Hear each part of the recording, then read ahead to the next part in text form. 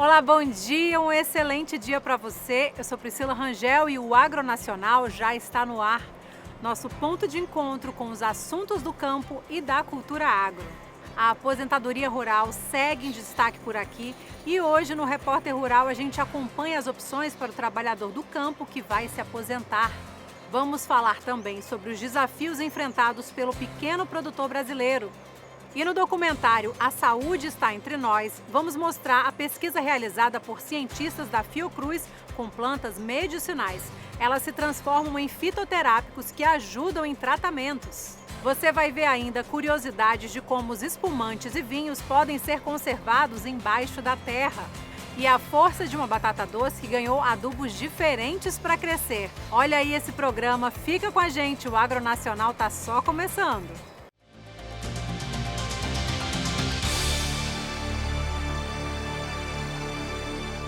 A jornalista Mariana Tocarnia nos mostra agora no Repórter Rural o futuro da aposentadoria do trabalhador no campo. Confere aí.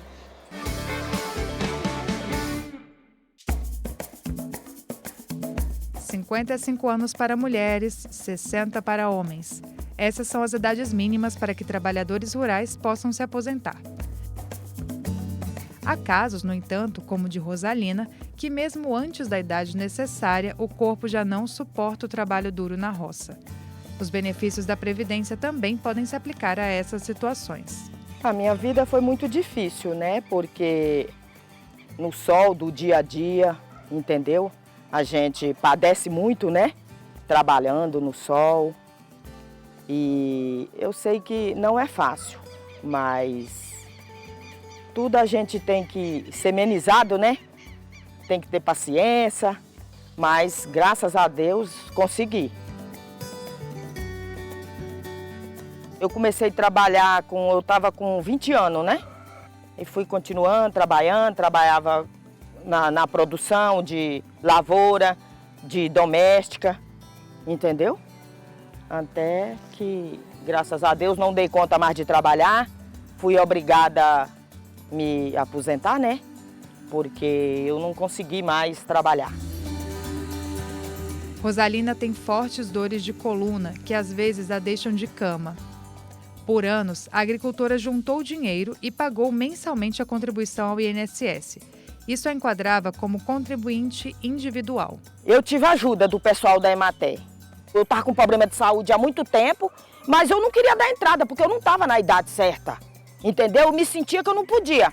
Eu trabalhava aqui com meu esposo, ele tem a carteirinha há muitos anos, que inclusive ele está aí também, precisando de aposentar e não consegue, entendeu? Que esperando a data certa, né?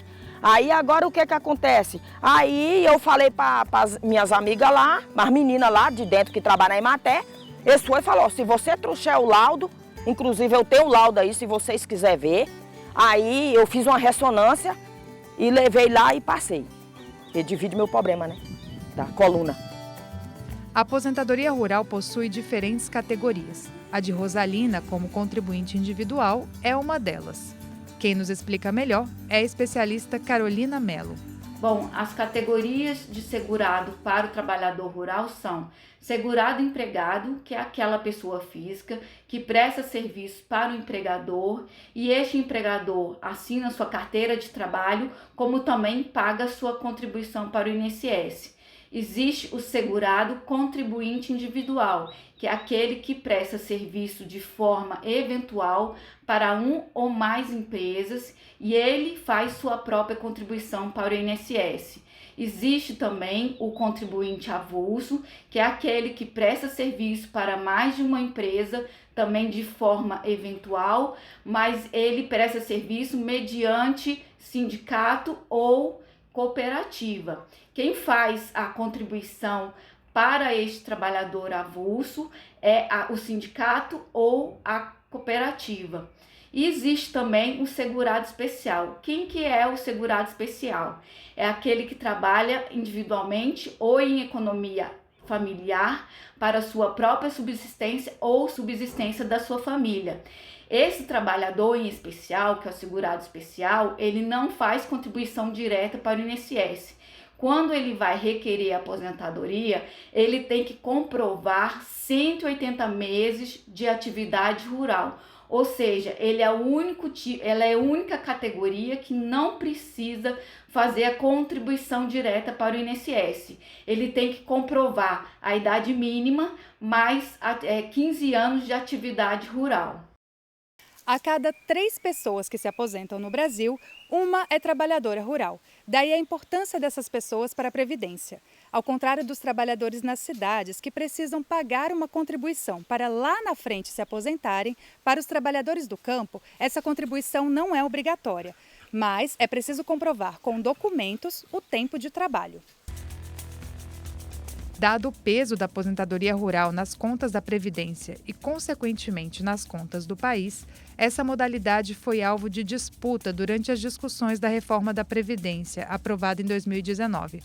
As novas regras, no entanto, acabaram não impactando a aposentadoria rural.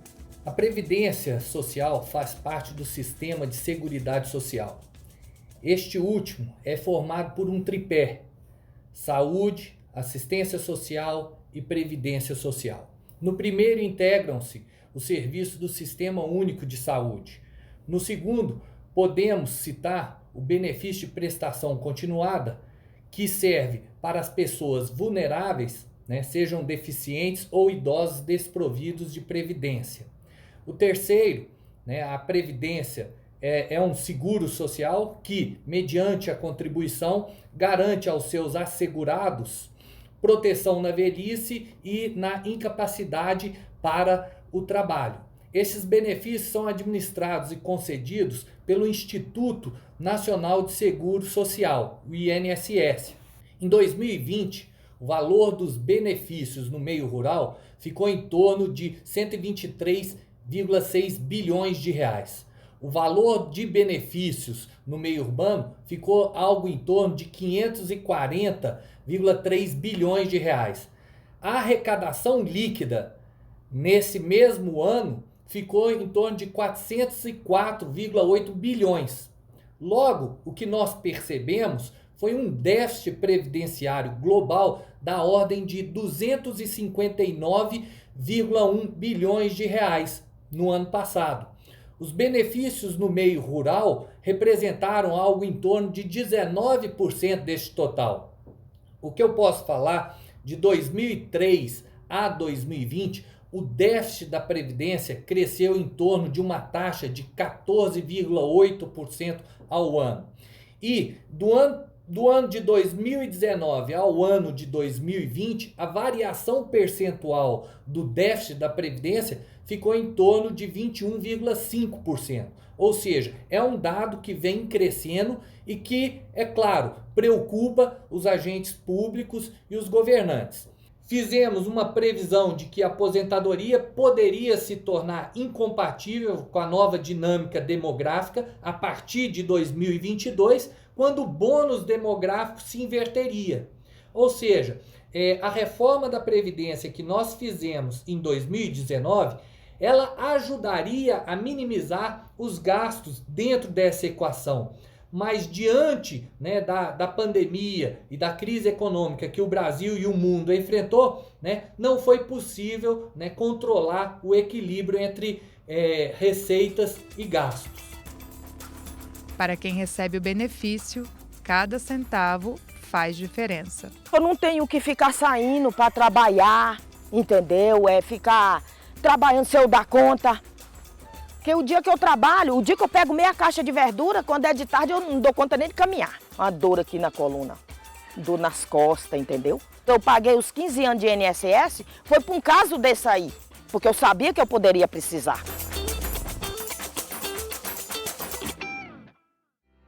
É isso, né? Informação e atenção na hora de se aposentar. E agora a gente volta a atenção para os desafios do pequeno produtor rural, que encara as dificuldades do dia a dia, a luta contra as pragas e a corrida para melhorar a produção, entender o plantio, cultivar o solo e vencer as distâncias para vender. É o que acontece com os produtores do assentamento Santa Helena, em Goiás. Dá só uma olhada. Carlos Alberto sempre esteve ligado à zona rural. Até quando foi morar na cidade grande, o serviço que ele arrumou também era voltado à roça. Aqui no assentamento Santa Helena, o produtor adquiriu uma propriedade com 2 hectares, sendo que um deles é redirecionado à produção de frutas e verduras, principal renda do pequeno agricultor. Para tomar conta de todas as plantações, ele tem a ajuda da esposa. Sendo tímida, ela não quis aparecer.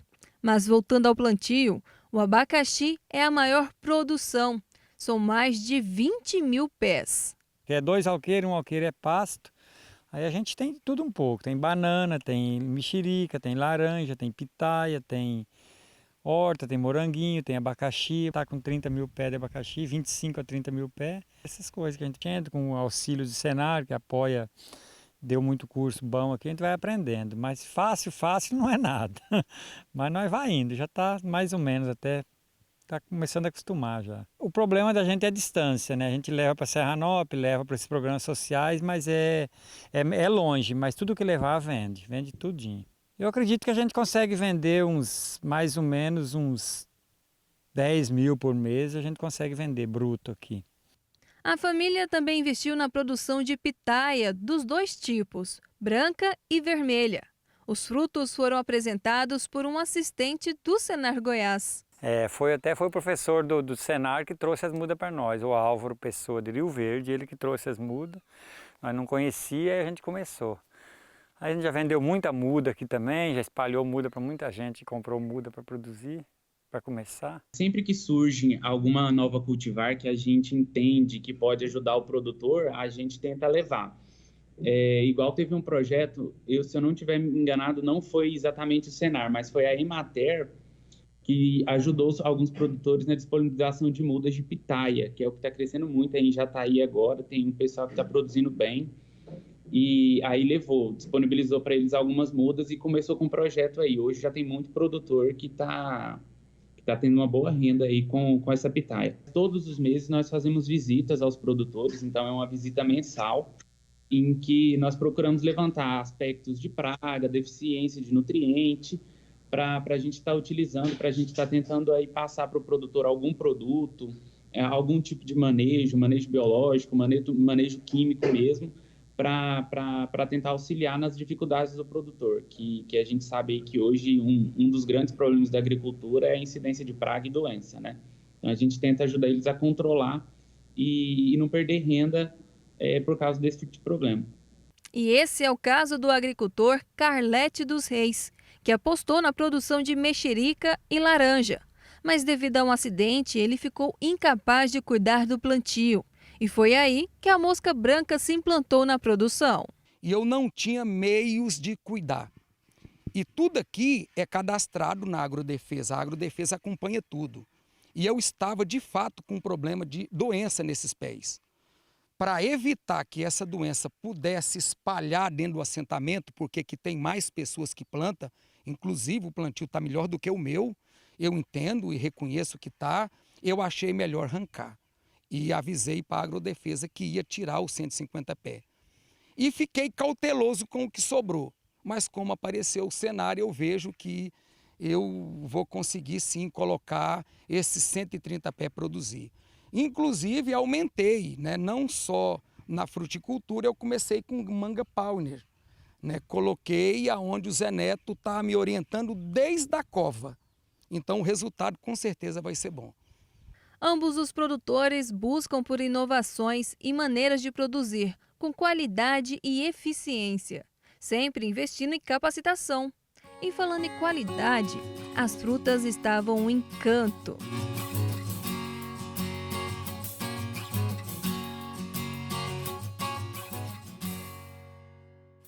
E agora a gente faz um rápido intervalo, mas no próximo bloco você acompanha o trabalho dos pesquisadores da Fiocruz com plantas medicinais que viram fitoterápicos. Vai ver ainda os espumantes que têm um esconderijo na terra e os mistérios por trás do crescimento de uma batata doce. Fica com a gente, nós voltamos já!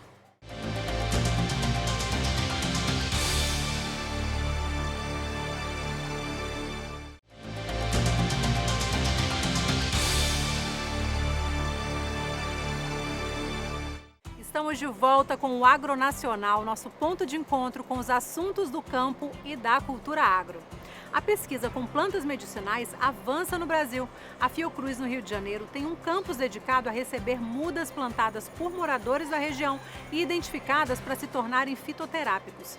Esses produtos vão ajudar a população de forma mais natural e com menor custo. É o que a gente assiste agora no documentário A Saúde Está Entre Nós.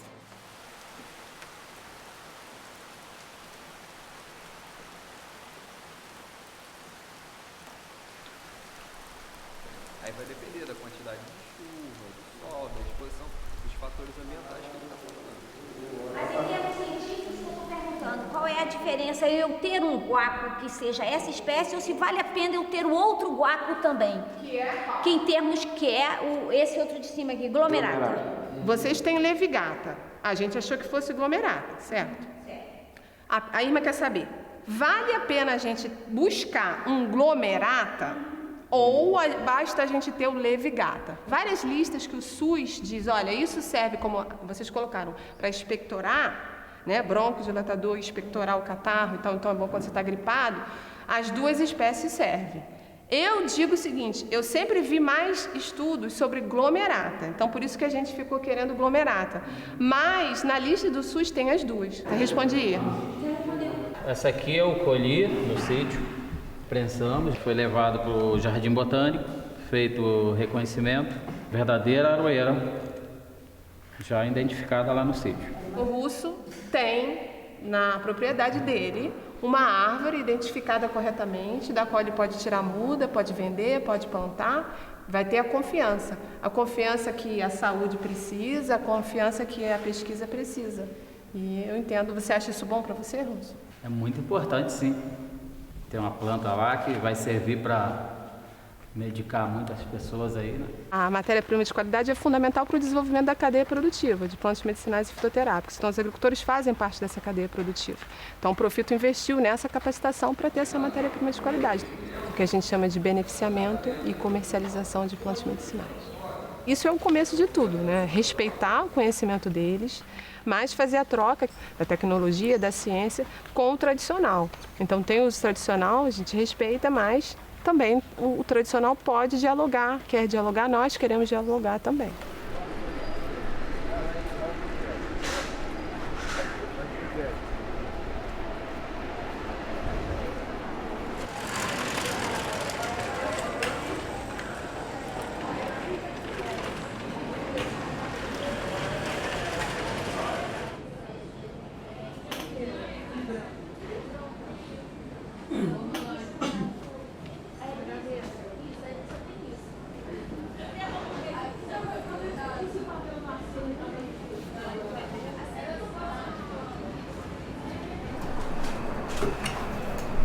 Então, como é que estamos?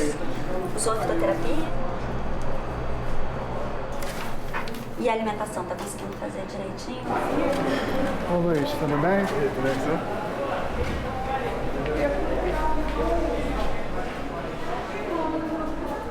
A gente usa uma combinação de fitoterápicos. Nunca a gente usa um medicamento isolado, porque é uma fitoterapia voltada para tratar problemas mais sérios de saúde. Então, o que a gente tem ali? A gente tem pacientes com doenças crônicas, seja doenças reumáticas, seja com dor, seja com câncer. Às vezes, uma infinidade de queixas, né, aonde tudo que poderia ser feito com a medicina convencional já foi tentado e não surtiu efeito, ou a qualidade de vida do paciente está significativamente alterada ainda, e a gente tenta, com a fitoterapia, resolver esses problemas. Muito, melhora muito. Durmo, fico mais tranquilo, fico mais calma, trabalho mais, bem melhor. Você vai pegar a medicação comigo daqui a 2 semanas, tá? Vai ser feita a manipulação da sua medicação, você pega aqui. Tá. Qualquer coisinha, a gente tá aqui sempre às terças, tá? Tá bom. Até a próxima. Até a próxima. A base do conhecimento é o conhecimento tradicional, mas o conhecimento que a gente usa aqui é o conhecimento validado cientificamente, né? A gente trabalha só com planta que tem, vamos dizer assim, um conhecimento científico agregado além do conhecimento tradicional. E fica o nosso agradecimento à produção do documentário A Saúde Está Entre Nós, do canal Saúde da Fiocruz. E por acaso você já pensou numa garrafa de espumante brotando da terra? É como se a garrafa tivesse sido plantada ali, mas o objetivo final é conservar a temperatura do líquido de forma natural e com um custo bem menor. Vamos ver o que acontece no Alto Vale do Itajaí, em Santa Catarina. Um agricultor encontrou uma forma nada convencional de apurar o sabor das garrafas de espumante. Quem conta esta curiosidade é Suiane Cachoeira e André Silveira.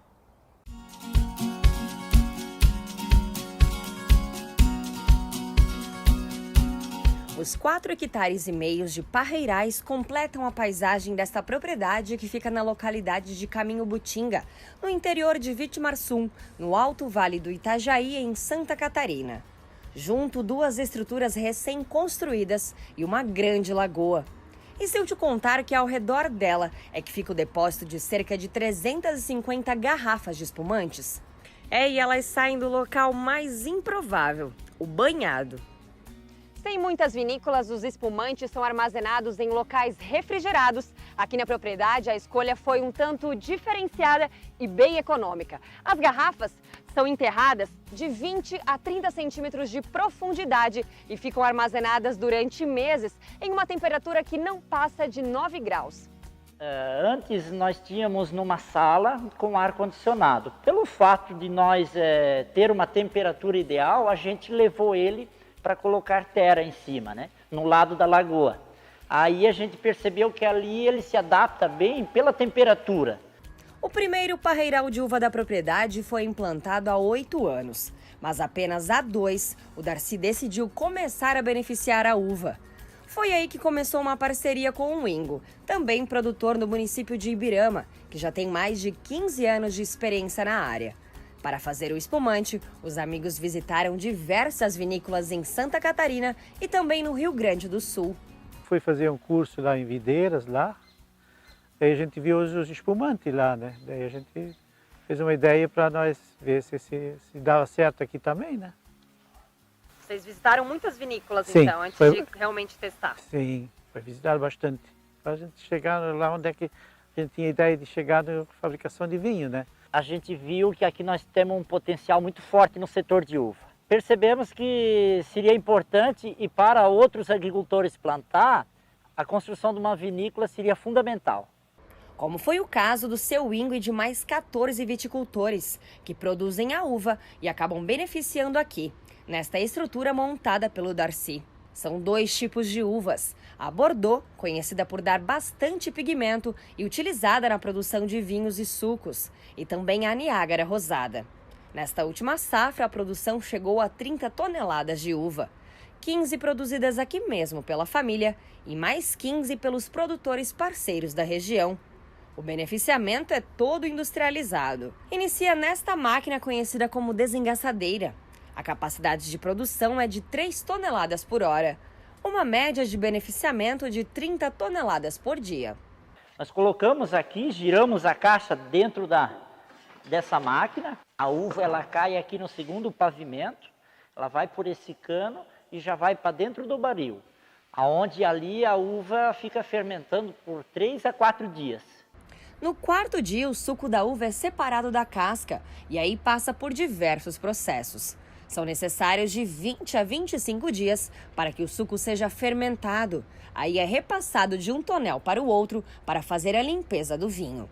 Mais 25 dias, repete-se o processo e após 40 dias, novamente. São 3 meses para que o vinho fique realmente limpo e possa ser repassado para as garrafas de acordo com a variedade. São pelo menos 6 diferentes. Na linha da uva Bordeaux, tem o vinho tinto, o seco e o suave.